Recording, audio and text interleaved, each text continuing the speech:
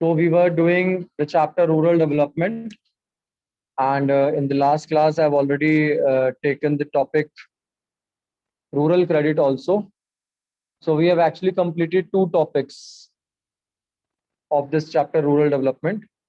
First topic we did was non-farm areas of employment, which means other than the agriculture, what are the other areas under which the rural people can get the employment. And second we did yesterday was rural credit. So let's see about rural credit in India in detail. So rural credit, I told you that it refers to the credit requirements of rural population, the credit requirements which the rural population needs. It refers to that. And basically, why do farmers need the rural credit? Why do they need to take the loan? Let us see that what is the need to take the loan by the rural people. Credit proves to be one of the basic for conducting all agricultural operations. Of course, the farmers need or they require the credit, they require the money to do all the transactions related to agriculture. And most farming facilities in India are small and marginal holders, producing just enough for subsistence. So if they actually have to generate the surplus for the further investment, then the need for credit is unavoidable and they have to get the credit need, which means they require need to actually elaborate their production, to improvise their production, because sometimes the people just do the production for the subsistence purpose only, for the subsistence farming only. So kahin na kahin, if they want to increase their production activity, which they want to spend more into the market, sell it into the market, generate more income out of that. So definitely in that case, they need money. They need the money. They need the credit, and the credit they have to take from the government only, of course. Indian farmers cannot meet their credit needs from their own sources or savings. So they have to rely on the outside finance because they don't have much money. And when they don't have much money, they can't rely upon their own savings for the further investment. So definitely for the credit needs, they have to look forward, they have to rely upon the outside finance. Farmers need credit due to long gestation period between crop sowing and realization of income after sale of their produce. Because once they have done the crop sowing and once there would be the actual cultivation harvesting and they would be selling in the market, there is a long gap, and due to that long gap, they'll be getting the sale after suppose 1 year, after 6 months, or after 9 to 10 months. So definitely in that case they have to get that money. उनको वो money उस time पे चाहिए होगी कि अगर उस time पे उनको पैसा मिलेगा during that portion, then only they will be able to uh, you know further take care of their house. So types of rural credit are of three types, of course: short term credit, medium term, and long term. Short term हमने पढ़ा था yesterday. Up to this is up to 15 months, and it is basically taken to purchase like seeds, fertilizers, for making payment of wages. This is being taken for that purpose. That is, of course, the uh, rural credit, which is being taken for the this purchasing the seeds and all. And generally it is generally provided by money lenders, relatives or farmers, cooperative societies, commercial banks. देता कौन कौन है short term credit थोड़े time के लिए? Cooperative societies या self help groups होते हैं, वो दे देते हैं, मनी लैंडर्स भी दे देते हैं, और रिलेटिव्स भी दे देते हैं थोड़े टाइम का लोन. कमर्शियल बैंक्स भी शॉर्ट टर्म लोन देता है. तो शॉर्ट टर्म क्रेडिट 15 मंथ्स वाला क्रेडिट होता है. Then medium term credit from 15 months to 5 years. Why do farmers take medium term credit? For the purchase of animals, pump sets, improvements of land, for these purposes, right? They purchase that. Then rural people require medium term credit for unproductive expenditure such as marriages and other social and religious functions also. That means unproductive credit is of course medium term. Productive wala is the short term, for purchasing the seeds, fertilizers, chemicals, and all. Long term credit from 5 years to 15 years, or in fact 20 years also. And such credit is used to make improvements on land, that is investment for long-term production, expenditure on the purchase of additional land, expensive machinery like tractors are financed through long-term credit. That is all your long-term credit. So three basic types of credits are there: short-term credit, medium-term credit, and long-term credit. Then credit requirements of rural people have basically, can be availed through the two different sources: non-institutional sources and institutional sources. Now, what about the non-institutional sources? Non-institutional sources means when we talk about the landlords, village traders, and money lenders, they are the non-institutional sources. Why they are the non-institutional? Because they are not the registered sources. They are not the banks. They are not the registered sources. And when they are not the banks, they are not the registered sources, then definitely they are termed as the non-institutional sources. Non-institutional sources accounted for 93% of the total borrowing of the farmers in the beginning of first 5-year plan. Therefore, first 5-year plan means the starting. Let's talk about 1951.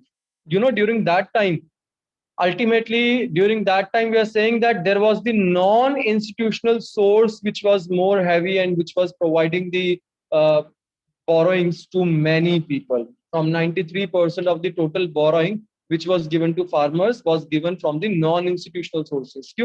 Because that time we did not have much banks, financial institutions. That is why non-institutional source was there on hike. They force the farmers to sell their produce to them at low prices, and they charge a heavy commission for themselves. वो farmers को ultimately low prices पे loan provide कर देते हैं, but definitely वो commission भी ज़्यादा रखते हैं, and even rate of interest that is also high in the cases. Money lenders and traders exploited small and marginal farmers, landless laborers, by lending them on high rate of interest and manipulating their accounts to keep them in debt trap, because there was no proper recording of the transactions, and due to which ultimately they were keeping themselves into the debt trap only. Why? How debt trap? They were just asking them, वो बार बार यही बोलते हैं that you people have not submitted your EMI from last to so and so time and so month. So they people doesn't have proper books of accounts, and also the farmers are not educated, so they make them into debt trap only. This is one of the biggest drawback, that farmers don't tend to buy the loan from non-institutional sources now.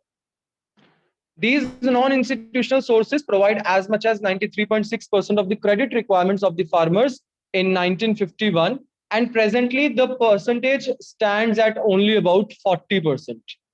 अभी थोड़े रिश्तेदार गंदे हो गए, इसलिए अभी वो loan भी कम देते हैं. So currently around 40% only needs of the credit have been fulfilled by the non-institutional sources. Otherwise 93.6%, like earlier in the case from, if we talk about this 1951 year, so 93.6% of the people's credit requirements were done through the institutional sources, but now only and only 40% of the requirements have been done from the non-institutional. Now let's talk about the institutional source of credit. कहाँ से मिल सकता है institutional source of credit? So of course we have agricultural cooperative banks. Cooperative banks which have been made for the purpose of providing the loan to the agriculturist, that is being done by the agricultural cooperative banks. They provide the short-term loans and as well as medium-term loans.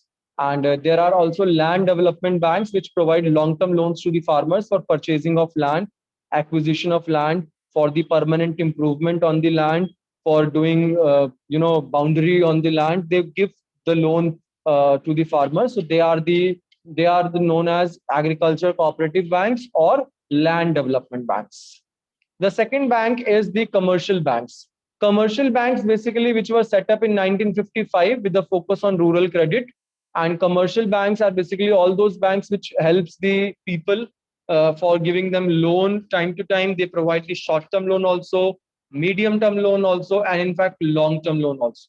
A major change when nationalization of commercial bank took place in 1969, India adopted social banking and multiple agency approach, which means the main motive of commercial bank was not just to raise the profit, but is basically the motive is to provide the safeguard loan at with the social objective, so that less rate of interest would be charged from the farmers. Commercial banks have been directed to advance 40% of their loans to the priority sector. Agriculture form a part of priority sector. 40% of loan commercial banks जो दे रहे हैं, they are giving to the primary sector, that is the agriculture sector. ठीक? इसके अलावा we have in the institutional sources regional rural banks with a view to support the efforts of commercial banks. Some regional rural banks were also set up. Presently, regional we have 56 regional rural banks. ठीक? This can come in one marker MCQ. Presently, we have 56 regional rural banks. These banks are set up in those rural areas which have the potential of displaying a high rate of agricultural growth in future, like Punjab, Haryana, Gujarat, Maharashtra, where we see that definitely there can be a good agricultural development in the near future. There the government has set up the regional rural banks so that there can be completely a view where we can provide the loan to the banks. Regional rural banks provided 12% of the total institutional credit to agriculture.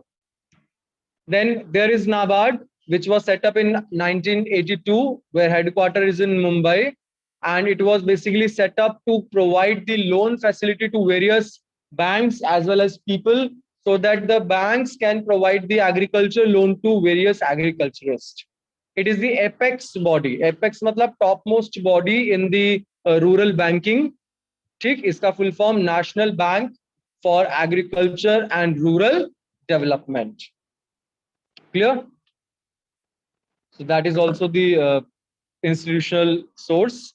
Now let's have a look at the difference of institutional credit and non-institutional credit. Institutional credit are regulated by the monetary authority of the country, whereas non-institutional sources are not regulated by monetary authority of the country.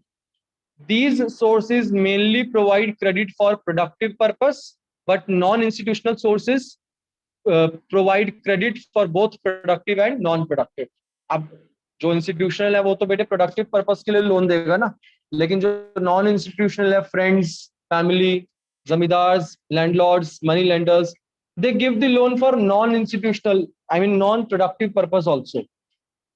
Institutional credit, of course, involves a lengthy procedure of formal agreement between the bank and the borrower, because there are so many legal formalities which have to be done, which have to be made.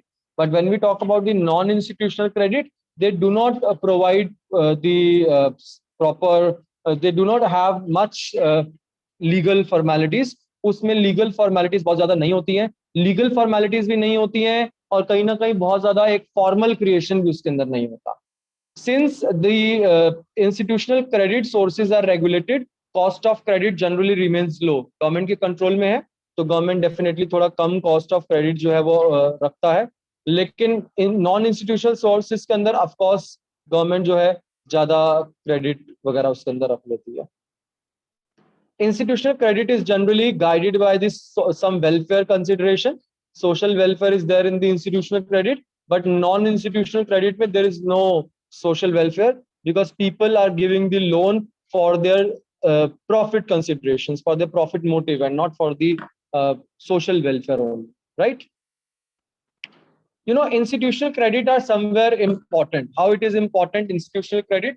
Because ek to they give, they take less rate of interest, they charge very less rate of interest, and they have basically the you know, main point to be as that they have the welfare system, welfare point mindset. So institutional sources protect the rural poor from the clutches of the village money lenders, debt trap, charging high rate of interest. उनसे बचाता है आपको institutional credit. And institutional finance develops banking habits among the rural people. because they'll come to know about the bank and their services. So banking habit will also be improvised. Banking institutions provide credit facilities to rural people on easy terms. Easy terms पे, easy installments पे provide करता है banks loan. This financial support helps them boost up their average income. Sometimes poor peasant families from self-help group or cooperative societies and avail institutional credit. These institutions also help in expanding employment opportunities in rural areas, as various self-employment programs of the government are financed by the public sector banks. So when these programs are financed by the public sector banks, then definitely they help these banks. These banks actually help the people to get about the complete viewpoint of the rural credit or institutional credit. But there are some problems in rural credit in India. Like, a lot of paperwork is to be done, a lot of formalities in the institutional sources are to be done. Unequal distribution, they do not give equal loan to everybody. On the basis of their credit worthiness and net worth, they provide the loan. Sometimes if a farmer is not having anything to give mortgage, he will not be given any loan by the bank. It's a problem, no? It's not good point. So unequal distribution also takes place. Then paperwork is so long, and lack of adequate money with the institutional source. Banks कहते हैं हमारे पास ही पैसा नहीं है, हम loan क्या दें? Government हमें पैसा नहीं दे रही, so they don't give the loan that way. Indian farmers are mostly uneducated who find difficulty in completing their paperwork. Besides, corruption in the banking system, like bribing, also creates problem before farmers. So they are not in a position to take the loan from institutions or institutional sources. Small and marginal farmers receive only a very small part of institutional credit. क्योंकि सारा का सारा पैसा तो कौन सा farmer ले जाता है? रिच फार्मर ले जाता है एज अ लोन. तो जो स्मॉल फार्मर होता है उसको तो कोई इतना लोन मिल ही नहीं पाता, क्योंकि एक तो फॉर्मेलिटीज पूरी नहीं कर पाता, वो मॉर्गेज करने के लिए कुछ नहीं होता, तो प्रॉब्लम बनी रहती है. Small and marginal farmers receive only a very small part of institutional credit. A large part of institutional credit is taken away by the rich farmers. Then problem of overdue, कई बार overdue हो जाता है पैसा, loan पे करने के लिए दूसरा लोन ले लिया और लोन ले लिया, वो overdue के चक्कर में भी बहुत प्रॉब्लम हो जाती है. And rural banking is suffering from problem of large amount of overdue and default rates are also high. Default rates भी बहुत सारे high होते हैं इसके अंदर. अब एक बार I request you all to please read the topic from the book.